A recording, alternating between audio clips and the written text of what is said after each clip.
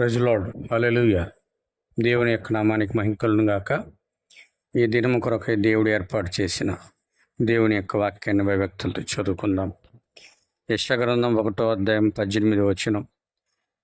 యెహోవా ఈ మాట సెలవిచ్చుచున్నాడు, రండి మనము వివాదము తీర్చుకుందాము. మీ పాపములు రక్తం వలె ఎర్రనివైనను అవి హిమము వలె తెల్లబడును. కెంపు వలె ఎర్రనివైనను అవి గుర్రబొచ్చు వలె తెల్లనివగును. ఎరుపు ఎల్లప్పుడూ చక్కగా మరియు ప్రమాదం వలె కనిపిస్తుంది. ఎరుపు ప్రమాదమును లేక జీవమును సూచిస్తుంది. కానీ లేఖనములలో ఎరుపు రక్తము ద్వారా విమోచనముకు సాదృశ్యంగా ఉంది. రాహబుని వేశ్య ఎర్రని తగరపు దారమును వేలాడదీసినది మరియు పరిశుద్ధ గ్రంథం అంతటిలో ఎర్రని దారము కనిపిస్తుంది. ఎరుపు ద్వారా విమోచన కలుగుచున్నది. రక్తమును చిందించుట ద్వారా రక్త ప్రోక్షణ లేకుండా పాప క్షమాపణ లేదు. మీరు ఎర్రని పీని తీసుకునండి, అది పూర్తిగా ఎర్రగా ఉండాలి, దానికి కలంకం ఉండకూడదు అని దేవుడు చెప్పాడు. అది పరిపూర్ణముగా ఎర్రగా ఉండాలి. ఎందుకనగా దేవుడు ఎరుపు గుండా చూస్తున్నాడు. ఎరుపులో నుండి చూస్తే ఏ రంగులో కనిపిస్తుందో మీకు తెలుసా? ఎరుపు రంగులో నుండి ఎరుపును చూస్తే అది తెల్లగా కనిపిస్తుంది. ఒకసారి దానిని ప్రయత్నించండి. ఎరుపులో నుండి ఎరుపును చూస్తే అది తెల్లగా ఉంటుంది. కెంపు వలె ఎర్రని పాపములతో ఉన్న మనలను, రక్తంతో కప్పబడిన మనలను దేవుడు యేసుక్రీస్తు రక్తము గుండా చూస్తున్నప్పుడు ఆయనకు మనం హిమమంత తెల్లగా కనిపిస్తాం. మీ పాపములు కెంపు వలె ఎర్రనివైనను అవి హిమము వలె తెల్లనివగును. దేవుడు రక్తము ద్వారా చూస్తున్నాడు.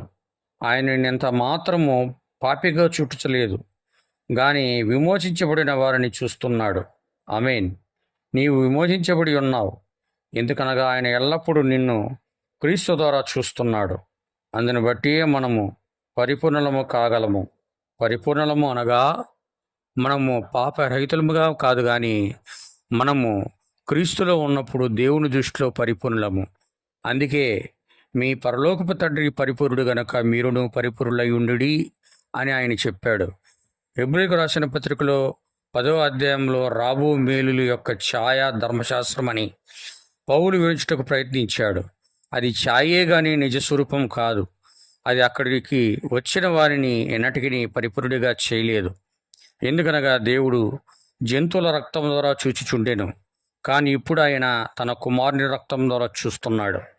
పరిపూర్ణత యేసుక్రీస్తు ద్వారా కలుగుతున్నది. ఇప్పుడు మీ దృష్టిలో నేను పరిపూర్ణుడను కాదు, మీరు నా దృష్టిలో పరిపూర్ణులు కాకపోవచ్చును, కానీ దేవుడి దృష్టిలో ఎలా ఉన్నారో అక్కడే అది ఉన్నది. ఒకవేళ నీవు క్రీస్తు శరీరంలో తిరిగి జన్మించినట్లయితే క్రీస్తు ఏ విధంగా పరిపూర్ణుడుగా ఉన్నాడో దేవుడు నిన్ను అంతే పరిపూర్ణుడుగా చూచును. ఆమేన్. నీవు చేయగలిగినది ఏమీ లేదు. అది ఎంత మాత్రమో నువ్వు చేయు క్రియల మీద ఆధారపడలేదు. అది దేవుడు తన కృప ద్వారా నీకు ఇచ్చిన బహుమానం. మరియు నీవు దానిని అంగీకరించినట్లయితే దేవుని దృష్టిలో నీవు పరిపూర్ణుడవు, విమోచించబడ్డావు. ముడత, మచ్చ, డాగు మరియు కలంకము లేకుండా గొర్రెపిల్ల రక్తంలో కడుగుబడ్డావు. ఆమేన్. లోపలితర చెప్పబడిన వాక్యం ప్రభు దీవించునుగాక. God bless you.